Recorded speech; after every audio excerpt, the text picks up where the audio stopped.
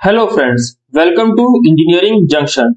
दोस्तों, आज की वीडियो में हम कवर करेंगे per unit model of a transformer. आइए वीडियो शुरू करते हैं।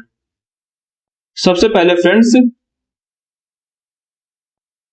हमारे पास ये है हमारा equivalent circuit model of a transformer. ठीक है फ्रेंड्स, अब यहाँ पे देखिए हमारे पास दो पावर्स होंगी, एक होगी हमारी प्राइमरी साइड और एक होगी हमारी सेकेंडरी साइड।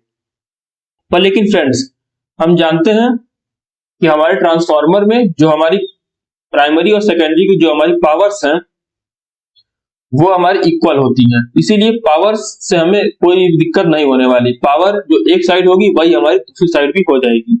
पर लेकिन अगर हम ध्यान दें हमारे वोल्टेजेस पे, तो V1, E1, E2, V2, हमारे पास चार डिफरेंट जो हमारी पास वोल्टेजेस हैं ये होती हैं। उसके बाद जो हमारा Z1 पे वोल्टेज ड्रॉप होगा, Z2 पे वोल्टेज ड्रॉप होगा, ये सारी वोल्टेजेस भी हमारी काउंट होंगी। यानी कि हम देखें तो ट्रांसफार्मर में हमारे पास जो नंबर ऑफ वोल्टेजेस है ये हमारे पास बहुत ज्यादा है। तो अगर कैलकुलेशन में अगर हम सबको सेपरेट वैल्यूज पुट करके अगर हम सॉल्व करेंगे तो हमारी जो कैलकुलेशन है वो बहुत ज्यादा लंबी हो जाएगी। तो उस कैलकुलेशन को छोटी करने के लिए हम क्या करते हैं, पर यूनिट सिस्टम का यूज करते हैं। अब पर यूनिट सिस्टम में हम जानते हैं कि हमें कोई भी दो बेसिस को अज्यूम करना होता है। फ्रेंड्स, ये हमने हमारी सबसे पहली वीडियो में देखा था। तो जो दो बेसिस हम अज्यूम करते हैं वो कौन कौन से होते हैं, वोल्टेज और पावर। तो यहाँ पे हमारे पास दो साइड है, प्राइमरी और सेकेंडरी। तो जो दो बेसिस जो हम अज्यूम करेंगे वो हो जाएगा, एक हमारा V1 साइड के लिए V1 बेस और V2 साइड के लिए V2 बेस। ठीक है फ्रेंड्स, यहां पर आप लोग चाहें तो V1 V2 की जगह आप कोई और डिफरेंट नंबर भी अज्यूम कर सकते हैं। चाहें तो आप V1 V2 दोनों को इक्वल भी अज्यूम कर सकते हैं। जो पर यूनिट सिस्टम में जो हमारी दो बेसेस हैं V और S, इन दो को हम कुछ भी अपने मर्जी से अज्यूम कर सकते हैं। पर लेकिन ध्यान ये रखना है, जब हम कैलकुलेशन करें तो जो बेस हमने अज्यूम किया है हम उसे ही यूज करें, कोई डिफरेंट बेस ना यूज करें। और S, अब चूंकि फ्रेंड्स पावर जो है वो हमारी दोनों साइड क्या है, इक्वल है, तो इसे हम एक ही वेरिएबल दोनों साइड के लिए हम अज्यूम कर रहे हैं। ठीक है फ्रेंड्स, ये हमारा हो जाएगा S के लिए। ठीक है फ्रेंड्स, आइए अब हम बात करते हैं हमारे बाकी सभी डिफरेंट पैरामीटर्स की। सबसे पहले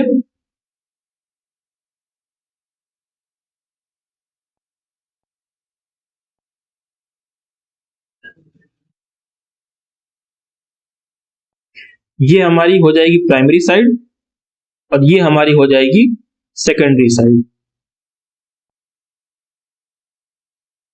और यहां पे हम देखते हैं डिफरेंट। सबसे पहले हम देखेंगे हमारा S बेस, यानी कि जो हमारी पावर की बेस वैल्यू है वो क्या होगी। तो फ्रेंड्स, पावर की बेस वैल्यू हमने खुद से अज्यूम की है और हमने दोनों साइड प्राइमरी और सेकेंडरी दोनों साइड हमने इक्वल अज्यूम की है। तो मतलब प्राइमरी में भी S और सेकेंडरी में भी हमारा S हो जाएगा। अब हम बात करेंगे हमारे V बेस की। V बेस भी फ्रेंड्स हमने अपने से अज्यूम किया है, पर लेकिन यहाँ पे हमने प्राइमरी और सेकेंडरी साइड दोनों साइड हमने डिफरेंट बेसेस अज्यूम किए हैं। तो प्राइमरी साइड हमने अज्यूम किया है V1 और सेकेंडरी साइड हमने अज्यूम किया है V2। ठीक है फ्रेंड्स, अब ये दोनों तो हो गए हमारे अज्यूम्ड बेसेस। अब जो दो जो हमें डिराइव करने हैं वो कौन कौन से हैं, एक है हमारा करंट बेस I बेस। ठीक है फ्रेंड्स, और दूसरा हो जाएगा हमारा Z बेस। ये दो बेसेस हम कैसे डिराइव करते हैं ये भी हमने देखा था अपने सबसे फर्स्ट वीडियो में। तो जो हमारी करंट बेस हो जाएगी ये हमारी हो जाएगी S by V1 प्राइमरी के लिए और सेकेंडरी के लिए हमारा हो जाएगा S by V2। अब Z बेस भी हम कैसे डिराइव करते हैं ये भी हमने सबसे पहली वीडियो में हमने देखा था। फ्रेंड्स, अगर आपने उसे नहीं देखा है तो आप लोग वो जाके जरूर एक बार वॉच कर लीजिएगा। Z बेस हमारा प्राइमरी के लिए हो जाएगा V1 स्क्वायर बाई S और सेकेंडरी के लिए हो जाएगा हमारा V2 स्क्वायर बाई S। ठीक है फ्रेंड्स, ये हमारे हैं जो हमारे डिफरेंट बेसेस जो हमें यूज करने हैं। आइए अब हम देख लेते हैं हमारे Z बेस, यानी कि प्राइमरी साइड के Z बेस और सेकेंडरी साइड के जेड बेस में हमारे पास क्या रिलेशन होता है। फ्रेंड्स, मान लीजिए प्राइमरी साइड का जो हमारे पास बेस है उसे हम कहेंगे Z1 बेस। Z1 बेस की वैल्यू हमारे पास कितनी है, V1 स्क्वायर बाई एस।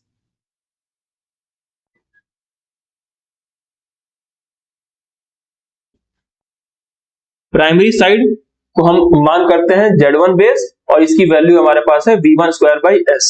उसी तरह जो हमारी सेकेंडरी साइड है उसको हम अज्यूम करते हैं Z2 बेस, और Z2 बेस की वैल्यू हमारे पास कितनी है फ्रेंड्स, ये हमारी है V2 square by S.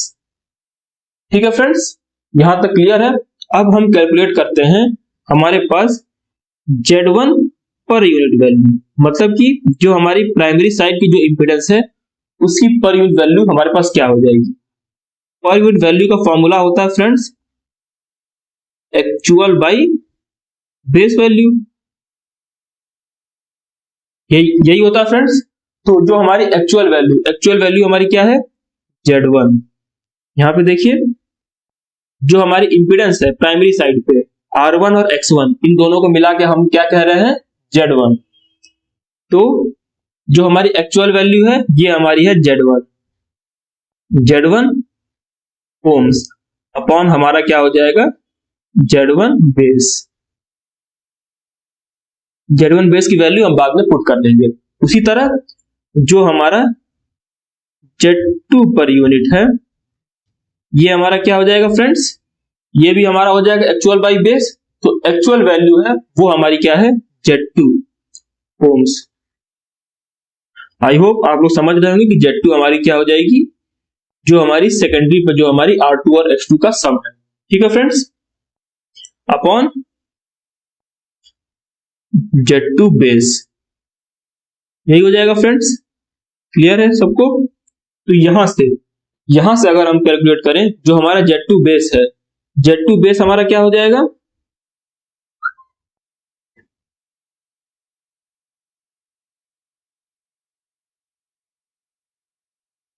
Z2 base की जो वैल्यू है वो हमारी है V2 square by S, V2 square by S. अब फ्रेंड्स अगर हम एक चीज देखें तो हमारा जो V1 बाई V2 होता है वो क्या होता है हमारे पास, N1 बाई N2। तो यहां से हमारी जो V2 है, V2 क्या हो जाएगा, V1 into N2 by N1। ठीक है फ्रेंड्स, तो आइए V2 के प्लेस पे हम पुट कर सकते हैं N2 by N1 whole square into V1 square by S. ये हो जाएगा फ्रेंड्स हमारे पास। क्लियर है। तो यहां से हम क्या कह सकते हैं, जो हमारा Z2 बेस है ये हमारा क्या हो जाएगा, N2 by N1 whole square into, अब फ्रेंड्स देखिए जो हमारा ये V1 स्क्वायर बाई एस है इसकी वैल्यू किसके इक्वल है, Z1 बेस के। तो ये हमारा हो जाएगा Z1 बेस। यानी कि फ्रेंड्स यहां से हम क्या कह सकते हैं कि जो हमारा प्राइमरी साइड का इंपीडेंस बेस है वो हमारे सेकेंडरी साइड के बेस से क्या है, इंटर रिलेटेड है। और वो किस तरह कनेक्टेड है, वो हमारे टर्न रेशियो के थ्रू कनेक्टेड है।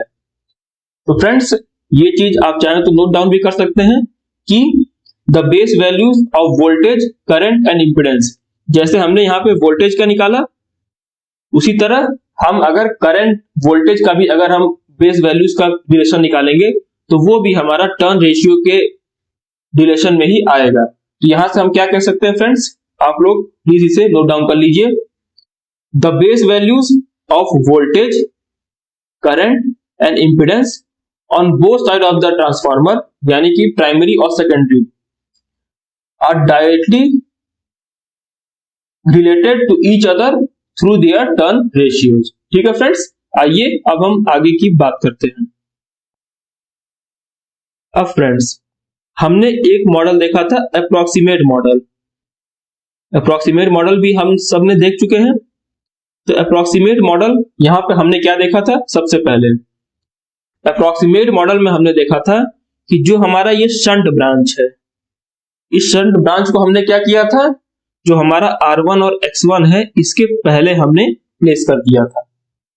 ये किया था हमने अप्रोक्सीमेट मॉडल में। तो ये हमारे पास क्या है, ये हमारे पास है अप्रोक्सीमेट मॉडल, और साथ में यहां पे हमने क्या लगाया है, सेकेंडरी रेफर टू प्राइमरी, यानी कि सेकेंडरी साइड के जो हमारे R2 और X2 था उसे हमने प्राइमरी साइड पे रेफर कर दिया है। अब रेफर हम कैसे करते हैं फ्रेंड्स, ये भी हमने देख चुके हैं। देखिए यहां पे जो आपको ये A दिख रहा है, A की वैल्यू क्या है, A हमारा है N1/N2। ठीक है फ्रेंड्स। अब सबसे पहले अगर हम सेकेंडरी को प्राइमरी पे रेफर करते हैं तो हमारे पास जो सेकेंडरी में हमारे पास R2 है और इसे हम रेफर करके प्राइमरी पे ले जा रहे हैं, तो ये हमारा R2 डैश बन जा रहा है। तो हमने R2 डैश की वैल्यू कैसे फाइंड आउट करनी है, इसका हमने शॉर्टकट देखा था। R2 डैश फाइंड आउट करना है तो प्राइमरी के जो नंबर ऑफ टर्न्स हैं वो हमारे N1 है और सेकेंडरी के हमारे पास कितने हैं, N2 है। हमने क्या देखा था, हम जिस साइड रेफर कर रहे हैं, यानी कि हम प्राइमरी पर रेफर कर रहे हैं तो प्राइमरी के टर्न्स हमारे ऊपर हो जाएंगे अपॉन जिस साइड से रेफर कर रहे हैं, रेफर हम कर रहे हैं सेकेंडरी से, तो इसके जो नंबर ऑफ टर्न्स हैं वो हमारे यहाँ पे N2 हो जाएगा। इसका होल स्क्वायर इनटू हमारे पास क्या हो जाएगा, R2। तो ये हमारे पास कितना हो जाएगा, A² R2। ठीक है फ्रेंड्स, आई होप आप लोग को ये बात समझ में आ गई होगी। अब फ्रेंड्स ये हमने क्या किया, हमने सेकेंडरी के साइड के R2 को R2 डैश कर दिया। उसी तरह जो हमारा रिएक्टेंस है, रिएक्टेंस जो हमारा है X2 डैश, उसको वो क्या हो जाएगा हमारे पास A² X2। ये हमारा क्या है, जब हमने सेकेंडरी से प्राइमरी रेफर किया, यानी कि जो हमारा ये वाला जो हमारे पास सर्किट है B वाला, B में हमने क्या किया, देखिए हमने R1 और A² R2 को साथ में ऐड कर दिया। ये हमारे रेजिस्टेंसेस है, ये हमारे ऐड हो गए। उसी तरह जो हमारे रिएक्टेंस है वो भी हमारे ऐड हो गए। ठीक है फ्रेंड्स, तो ये हमारे पास क्या हो गया, ये जो हमारी सर्किट B वाली है ये हमारी है सेकेंडरी रेफर टू प्राइमरी। आइए अब हम देखते हैं C सर्किट। C सर्किट हमारी कौन सी है, C सर्किट हमारी है प्राइमरी रेफर टू सेकेंडरी। ठीक है फ्रेंड्स, तो आइए अब हम इसे भी देखते हैं। जब हम प्राइमरी के नंबर ऑफ टर्न्स हमारे N1 है, प्राइमरी को हम रेफर कर रहे हैं सेकेंडरी पे, सेकेंडरी कितने हमारे पास है, N2 है।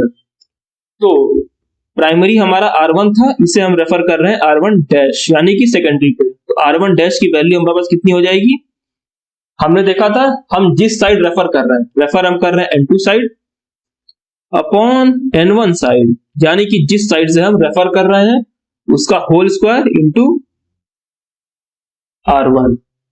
ठीक है फ्रेंड्स, ये हमारा क्या हो जाएगा, R1/A²। R1/A² क्यों हो जाएगा, क्योंकि A की वैल्यू हमारी होती है N1/N2 और यहां पे उसका रिवर्स N2/N1 है। उसी तरह जो हमारा X1 डैश हो जाएगा वो हमारा हो जाएगा X1/A²। ठीक है फ्रेंड्स, तो फ्रेंड्स हमने क्या किया है, उन दोनों को हमने ऐड कर दिया है, यहां भी हमने दोनों को ऐड कर दिया है। ठीक है फ्रेंड्स, उसी तरह आप चाहें तो आप G1 जो हमारा वोल्टेज है, G1 जो हमारा रेजिस्टेंस है, इसको भी आप उस साइड रेफर कर सकते हैं और साथ में ये B1। ठीक है फ्रेंड्स, तो यहां पे हमने देखा कि कैसे हम इंपिडेंस को रेफर करते हैं दूसरे साइड। अब दूसरा हमारे पास क्या है, इन सबको हमने ऐड कर दिया। तो अब हमारे पास Z0 की वैल्यू आएगी। Z0 हमारे पास क्या हो जाएगा, ये हमारा है R01, ये हमारा है X01। तो इन दोनों की वैल्यू को सम करेंगे तो हमारे पास क्या बन जाएगा, Z01। ठीक है फ्रेंड्स, तो आइए अब हम कैलकुलेट करते हैं Z01 की पर यूनिट वैल्यू।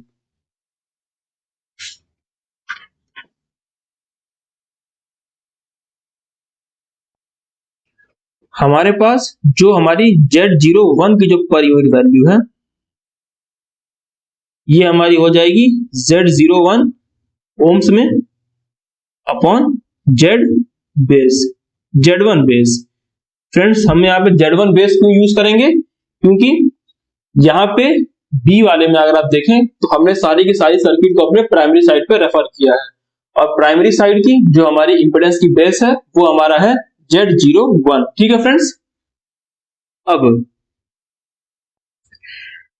Z02 जो हमारी पर यूनिट वैल्यू है ये हमारी हो जाएगी Z02 ohms upon Z2 base. ये हम किसकी बात कर रहे हैं, ये हम अपने तीसरे फिगर की बात कर रहे हैं। तीसरे फिगर पे क्या है, हमने सारे के सारे पैरामीटर्स को हमने सेकेंडरी साइड रेफर किया है, और सेकेंडरी साइड की जो हमारी वैल्यू है Z2 बेस उसे हमने Z2 बेस का नेम दिया है। तो अब फ्रेंड्स यहाँ पे जैसे कि आप लोग देख सकते हैं लिखा हुआ है R1 plus X1 by A square, ये हमारा हो जाएगा Z1 बाई ए स्क्वायर के इक्वल, यानी कि Z1 बाई ए स्क्वायर क्या है, जो हमारे Z1 पैरामीटर्स थे, यानी कि Z1 हमारा क्या है R1 प्लस X1, जब हमने उसे रेफर किया सेकेंडरी साइड पे तो वो हमारा बन जाएगा Z1 बाई ए स्क्वायर। ठीक है फ्रेंड्स, तो अब यहाँ पे आप देखें हमारे पास जो Z02 पर यूनिट है, आइए अगले साइड में चलते हैं। हमारे पास जो ये Z02 पर यूनिट है, सबसे पहले तो ये हमारी हो जाएगी Z2 हमारा क्या है R2 प्लस X2, जो हमारे पहले से प्राइमरी जो हमारे पहले से सेकेंडरी साइड पे प्रेजेंट है, प्लस ये रेफर्ड वैल्यू क्या है Z1 by A square, Z1 और ए स्क्वायर की हमारी वैल्यू कितनी है, वो हमारी हो जाएगी N2 बाई N1 का whole square upon Z2 base. Clear है फ्रेंड्स, अब हम क्या करेंगे, हम दोनों साइड पे हम Z02 बेस जो है पर यूनिट जो है हम क्या करेंगे, हम न्यूमरेटर और डिनोमिनेटर दोनों को हम N1 by N2 whole square से मल्टीप्लाई कर देंगे। तो यहां हमारा क्या बन जाएगा